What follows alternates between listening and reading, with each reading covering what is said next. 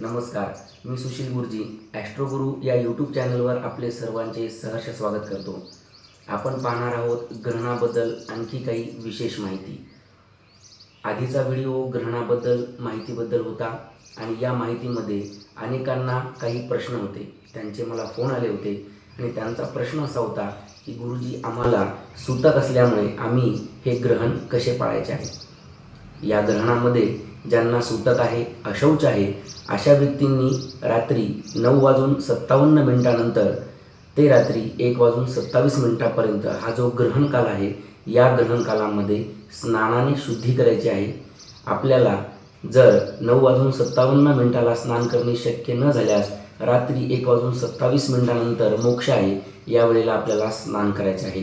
स्नानाने शुद्धी आहे, बाकी आपल्याला कुठलेही कार्य करायचे नाही आहे। तसेच इतर लोकांचे फोन असे होते की गुरुजी आमच्या राशींना हे फळ कसे असणार आहे, हे ग्रहण कसे असणार आहे, थोडक्यात आम्हाला माहिती द्या। तर सांगणार आहे की राशी मेष राशी, वृषभ राशी, कन्या आणि धनु राशी या राशींना अतिशय शुभफळ देणारे असे हे ग्रहण आहे। त्यानंतर मिथुन, सिंह, तुला आणि मकर राशीसाठी हे ग्रहण मिश्र फळ देणार आहे।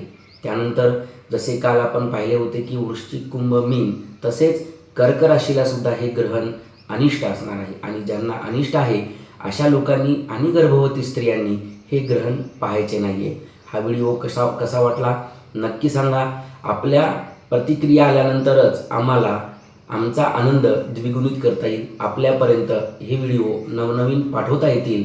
आपला काही प्रश्न असेल तर जरूर कमेंटमध्ये सांगा, नक्कीच त्या प्रश्नाचे उत्तर देण्याचे आम्ही काटेकोरपणे प्रयत्न करू।